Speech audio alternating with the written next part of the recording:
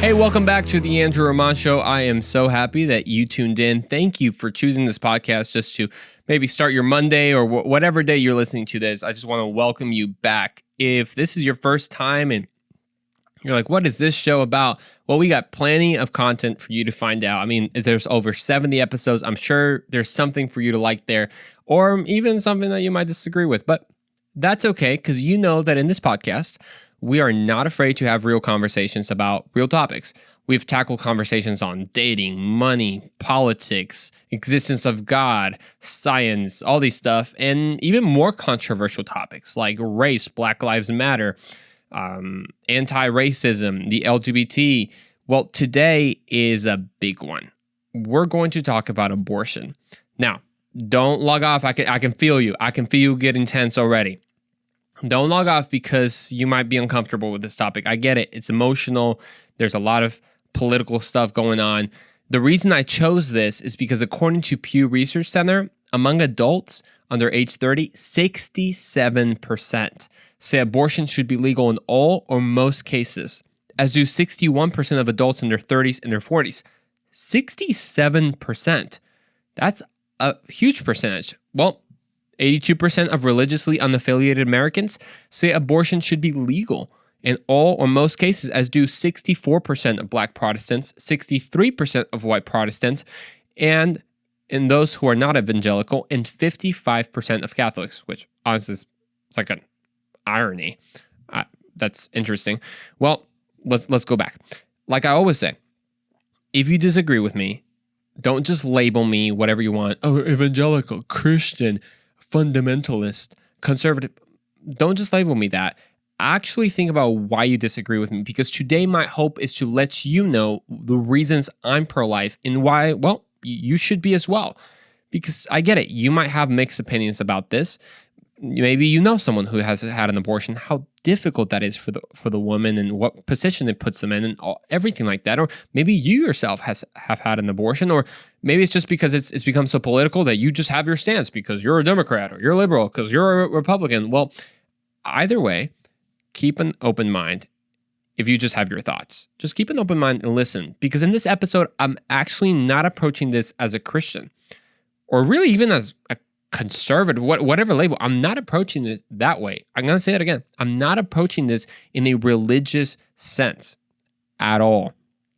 I think that there are plenty of religious arguments, and being a Christian obviously gives you the very foundation to support life and promote life. I get that, but I'm not approaching it that way. I'm going to be approaching this through science and through logic. There's a lot of misinformation when it comes to abortion because it's very emotional, and I get that. But this episode will, I'm going to say this again, will in no way be able to cover everything, not every abortion argument, not every obstacle, not everything. Because that's why there are entire ministries created for this purpose, such as the Human Coalition, such as Explicitly Pro-Life, and countless others. Definitely look them up because they do a fantastic job. I'm just talking as a 22-year-old adult who believes in God, believes in science, and logic. That's how I'm approaching this topic. Not as, well, you grew up in the Christian home, so you must believe. No. Again, don't label me that. We're just going to approach this. We're going to talk through the science, through the objections, and give hope if you've experienced this tragic decision. First, someone might just stop me and say, wait, stop, Andrew. You forgot the mug. Boy, I did not forget the mug. A word from our sponsors. All Nine for Life, the Human Coalition. These are really cool. If you can't see the mug, it's a nice mug with a little panda with a sign that says save the baby humans. Because we're going to talk about that. We're huge about saving species that are going extinct, and the babies and the eggs and the bald eagle eggs and all that. But apparently we're not very much about that with baby humans. Well, the pandas, they got our back. There you go. This is Online for Life, which they actually switched the name to the Human Coalition, as we'll talk about them later in this episode. Also, someone just might stop me and say, look, Andrew, you got this all wrong. You're a man. You can't say what a woman does with her own body. You ain't got no vagina. You ain't got no opinion. Period. Well, that's a kind of assuming that the baby or the fetus, whatever you want to call him or her, is just another part of the mother's body, and that's it. That it's not its own person. But also, when did you have to be a certain sex to call something evil? Like, we're going to see if the baby is just part of the human mom's body or if it's its own person. We're going to see the science behind that. But also, like, when did I have to be a certain sex to call something? If something's evil, well, it should be objectively evil, not just subjective, especially when you're talking about potentially taking the life of a human. That's pretty objective, it sounds to me. And also, there's two things. There's your opinion and then there's the truth. So it's important to discuss definitions when we get going, because this topic is filled with euphemisms. Euphemisms are a mild or indirect word or expression substituted for one considered to be too harsh. So it's Planned Parenthood instead of come kill your child clinic. It's fetus instead of baby. It's termination of pregnancy instead of, well, termination of a life. It's called abortion instead of, well, dismembering a baby. It's called women's healthcare or a choice. So what actually is abortion? Well, the U.S. National Library of Medicine defines abortion as, quote, a procedure to end a pregnancy. It uses medicine or surgery to remove the embryo or fetus and placenta from the uterus. So let's get it straight. It's not just women's healthcare. If we're technical, it is to end a pregnancy. Now, you can say a pregnancy is just a clump of cells. We'll talk with the science, but let's get our definition straight. A procedure to end a pregnancy. An abortion can be performed during all 3 trimesters or stages of pregnancy. A trimester is a group of 3 months, so it usually takes 9 months for a baby to be born, ideally speaking, but obviously they can survive a lot less than 3 months, and we've seen that's crazy. I think right now the viability, it's right around maybe 21 weeks. It's the youngest baby ever born, and still to make it. It's a thriving child right now. Pretty crazy story. Well, what happens in the abortions in these trimesters? In the first trimester, most often involves the taking the abortion pill, which is a combo of MIFEPRISTONE and MISOPROSTOL, or it's a suction DC abortion. Now you're like, what are all these terms? Look them up and you'll see how horrendous a suction DC abortion. It's literally like a vacuum. If you were vacuuming trash, instead you're vacuuming parts of a human. It's pretty crazy. Now again, you might say, Andrew, it's not a human. We'll get to that part. So that's in the first trimester. It's pretty graphic. Well, it only gets worse. In the second trimester, that means in the second set of 3 months, surgical procedures happen. It's where a physician dismembers and extracts the baby to remove it from the uterus. This is body piece by body piece, leg by leg, arm by arm. You have to dismember the baby. Again, you might say, well, it's just a clump of cells. It's not a person. We'll get to that, but let's look at the reality of what abortion is. It's not just a euphemism, Planned Parenthood, but it's dismembering something, a baby, to remove it from the uterus. In the last 3 months, the third trimester, the child is fully viable. Listen to that. Fully viable outside the womb, meaning it can live outside of the womb, in which case the labor is induced and the child is born stillborn. And after being injected in the utero or partially delivered and injected with a substance causing death. This is a baby who is fully viable outside of the womb. Yet, if the mother so chooses, poison it and make it be born stillborn. Again, you might say, well, this is just a fetus. Well, do you know what fetus means? A fetus is just a word for little one. Look that up. So is this an unborn child or just a clump of cells? Because if it's just a clump of cells, well, it's kind of gross, but that's about it. But if this is an unborn child, this is not a political issue. This is a moral issue. So what's the science behind it? Well, Jaime Gordon, who is a professor emeritus at Mayo Clinic, says that by all the criteria of modern molecular biology, life is present from the moment of conception. You see, in order for us to know what a baby is, we have to understand when life begins. Because this is what people say. Well, it's not alive. It's only alive when it's born. Well, let's see how good that stands the test of science. Here's one professor saying that by all criteria of modern molecular biology, life is present from the moment of conception.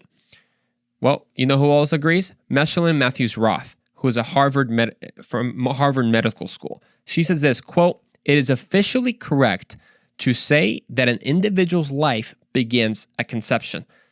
She's not the only one.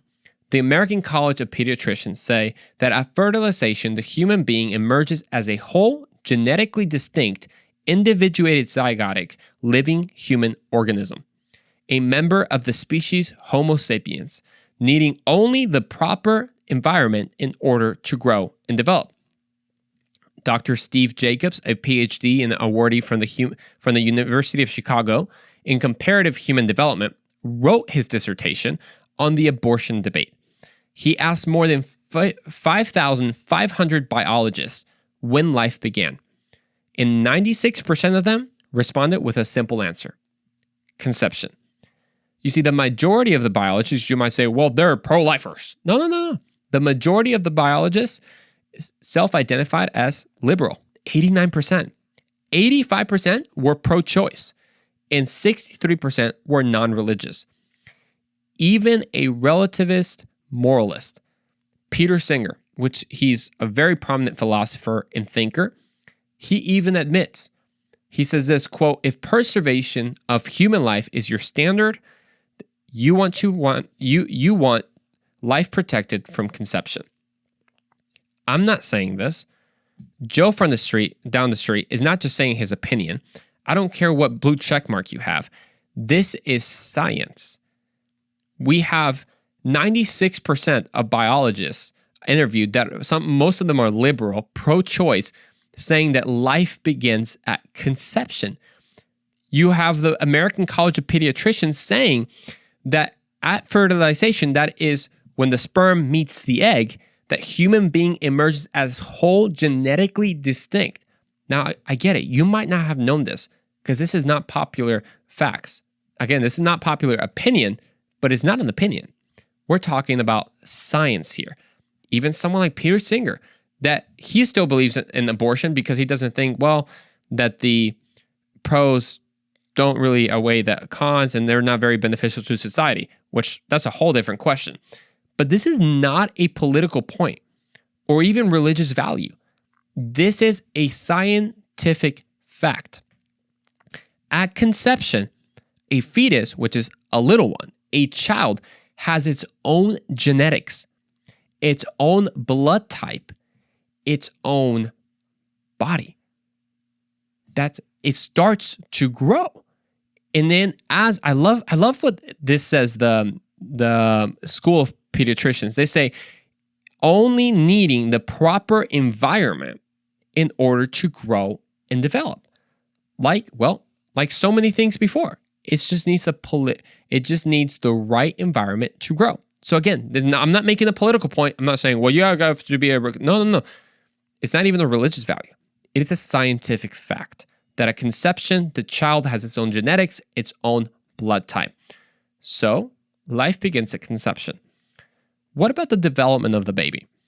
Because there's also a lot of misinformation about this. Even mothers themselves, when they look at their sonogram, they're impressed and surprised that the baby has hands already. Oh, that has ears and it has a little smile, because people don't understand the development of the baby and just said it's a clump of cells until it comes out of my body. Well, I just dropped my mug. That's not actually true. As of 2019, Planned Parenthood stated that the age of viability, that means the age that it can live and survive outside the womb, for a baby is 24 weeks. And pro-abortion advocates say that either before or after this, it's just a clump of cells. Well, let's talk about this. By week 3, the heart and the circulatory system are forming. Week 3, the foundation for bones, ligaments, and kidneys in the reproductive system is formed. This is before a woman even notices that they're pregnant. By week 4, the nervous systems start to form and the brain starts to form. Week 4. This is within 1 month of being pregnant. Most women don't even realize that they're even pregnant by this point, and their baby already has their nervous system starting to form, already has their heart and circulatory system starting to form. And by week 5, they have legs, eyes, hands start to form, and even facial features are visible. By this time, they're not really sure if to tell people if they're pregnant yet. They want to keep it a surprise. Is this a clump of cells? By week 6 to 8, it's crazy because it's just a lot of growing and forming. They begin to have toes, eyelids, fingerprints. They bend their elbows. By week 10, he has formed intestines and fingernails. Please explain to me scientifically how this is a clump of cells. I'm waiting. I'll give you a minute. Go ahead. Exactly. No one can. But because it's just a political issue that has become that, and people have their agendas, they try to dehumanize. It's like the girl that did her valedictorian speech, and she went viral because she switched her speech and made it a pro-abortion and said, you have no idea until they dehumanize you of your rights. Who's being dehumanized? You or the baby? I'm confused. Are you the one getting torn apart? No, you're not.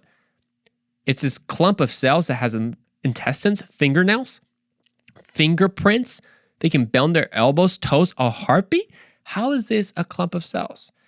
But even knowing this, some people will still say that it's not really human because it can't live on its own. It's not viable, they say. And it's not the only argument they use. People say that's not because it allegedly cannot feel pain or is not sentient, meaning their brain activity is not the same as grown adults. All these arguments fail. First, let's tackle viability. As science and medicine improves, so does the child's viability. When Roe versus Wade was decided many, many years ago, viability was about 28 weeks. Now we're down to 22, with the earliest at 21 weeks. So you're telling me as science improves and the baby can now live outside the womb, does it become less wrong to kill it? Does it become more wrong? Where's your line?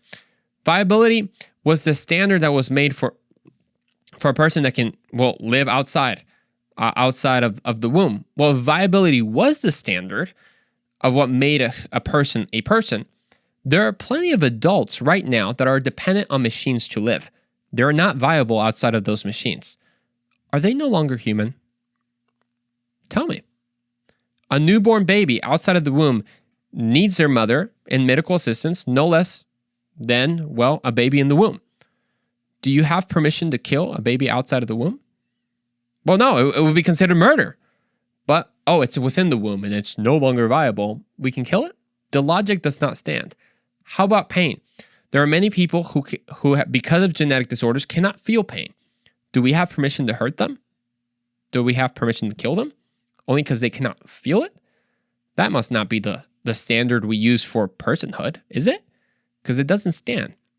How about brain activity we're saying? What about being sentient? Brain development changes, but that doesn't make an unborn baby less human than an adult. The same than a person with Down syndrome is no less human than a person without the condition, even though their brain activity is not as much as someone, without Down syndrome.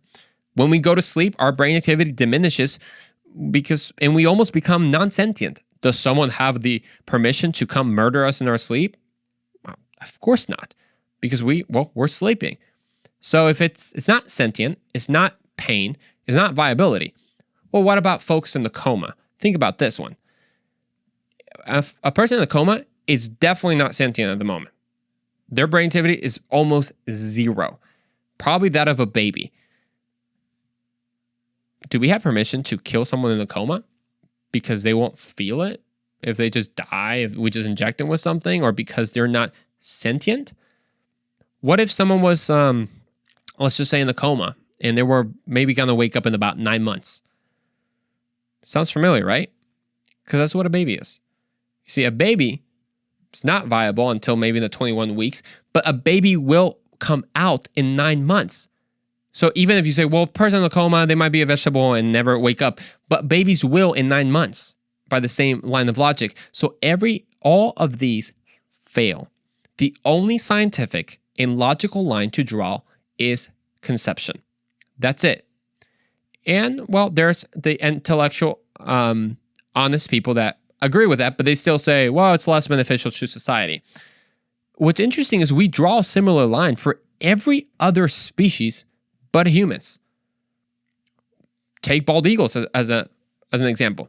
They're an endangered species. In January 2005, 2 defendants who cut down the tree containing a bald eagle nest in Sarasota County, Florida, pleaded guilty to violating the Bald Eagle and Golden Eagle Protection Act. One defendant was ordered to pay a $10,000 fine and contribute $80,000 in restitution.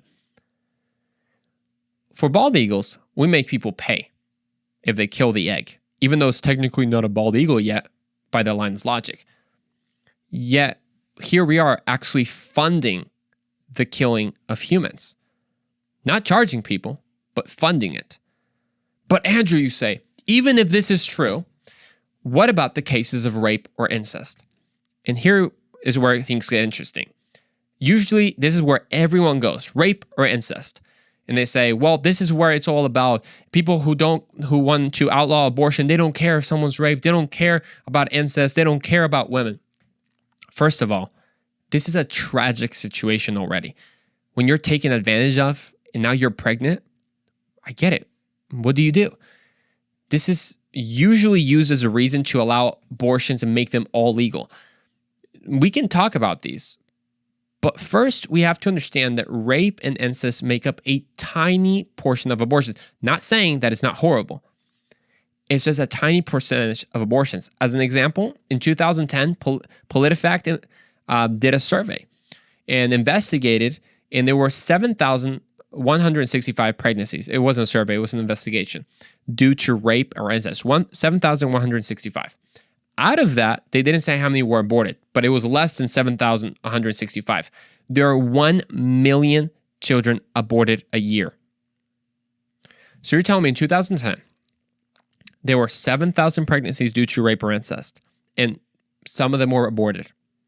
And there are 1 million other children aborted. The vast 99.99999 not due to rape or incest. So let's just say we agree on the rape or incest, which I don't. Would you then agree that every other situation that is not rape or incest, it is wrong? Would you? That is the vast majority of every single case here. But people say, no, then why bring up the extremes? It is a tiny, tiny, tiny percentage.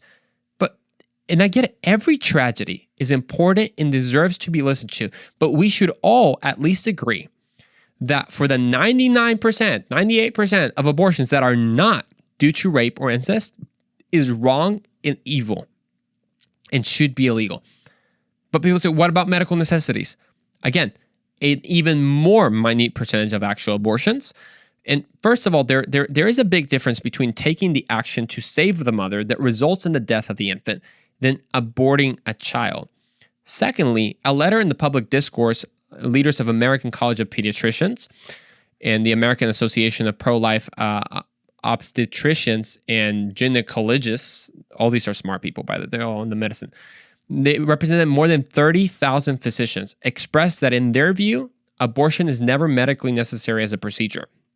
Their letter entitled, "It is never necessary to intentionally kill a fetal human being to save a woman's life in support of Born Alive Act, Survivors Protection Act." This is what they said. After 20 weeks of fertilization age, it is never necessary to intentionally kill the fetal human being in order to save the mother's life. In cases where the mother's life actually is in danger in the latter half of pregnancy, there is no time for an abortion, because abortion typically is a 2 to 3 day process. Instead, immediate delivery is needed, and it can be done in the medically appropriate way, labor induction or C-section by the woman's own physician. Another accusation is that people who are pro-life only care about the baby in the womb, but not after it. Nothing can be further from the truth. Organizations like the Human Coalition, explicitly pro-life, Live Action, or Students for Life have programs that are specifically designed to help the baby and the mother thrive in their new problematic situation. When the mom is maybe just a teenager and she feels she has to get an abortion, she does not, because there's actually support. This is such a lie I've seen even within Christians that think like, well, we got to think about the whole thing. We got to think about the welfare system. We got to think about all this. How can we think about that with something that is dead? First, stop killing the babies, and then we can think about how to take taking care of them. And there's whole organizations that are specifically made to take care of the woman and take care of the child. For example, Students for Life has a program called Standing With You to provide support for 1 in 5 pregnant and parenting students. The pro-life movement cares for women with free services and support, providing homes, services, and women for their children. In Texas, not too recently, a bill was passed called the Heartbeat Bills that would make it illegal for abortions after a heartbeat was detected. This is a huge step in protecting life. Yet, there were still those, even Christians, that opposed that bill. I saw even someone that I know share a post of a Democratic official saying that if life really started at the heartbeat, then healthcare should start there, then child support should start there, then education should start there. And she said, if we're going to go for it, then we got to go all the way. Quick note, the child support is actually not a bad idea. I mean, dad's got to pay. I totally agree with that part. But here's the problem. They say that unless you can secure our version of healthcare, unless you can secure our version of education for the child, then kill it? That doesn't make sense. This is the argument that unless you can take care of the child the way that I think is best, then you should kill it if you can't. You know, it's interesting, as Ronald Reagan so aptly observed, he said, I've noticed that everyone who's for abortion has already been born. But then there are those that say, well, there are bigger issues to think about, like racism that drives women into Planned Parenthoods, like many Christians that voted for pro-abortion politicians because they did all the social justice talk. You do understand that a black baby is more likely to be aborted than being born in New York, right? Like, it's stagnant, the black population in New York. The black women are 5 times more likely to have an abortion. If you believe Black Lives Matter, then toppling abortion should be in your top priority because it's killing more black babies than any other baby. That's right. But Black Lives Matter, but yet you're not addressing abortion. Why? Because you have a political agenda that's not truly about Black Lives Matter. Because if they did, you would tackle abortion. Are you forgetting that even the founder of Planned Parenthood herself was a racist advocate of eugenics, Margaret Sanger?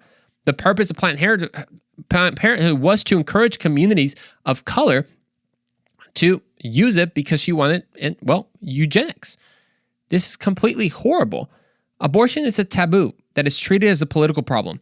Like, it's bad, but let's tackle racism first, inequality first, white supremacy. Like, hello, President Biden saying that white supremacy is the greatest danger to our nation. 1 million babies aborted, that is not the greatest danger to our nation. Those are all worthy goals. Don't get me wrong, inequality, tackling racism, but why not do both? 1 million lives are being murdered every year. Is this not a moral problem? Yet you will notice that at this point, I've never quoted a Bible verse. I never even made a specific religious argument. The reason being is because I want to bring you hope. It's a political issue. I get it. But it has become more like a statistic. People don't really care because it's a statistic. But we have to understand that every life is worth it. Every life has value. The baby and the mother.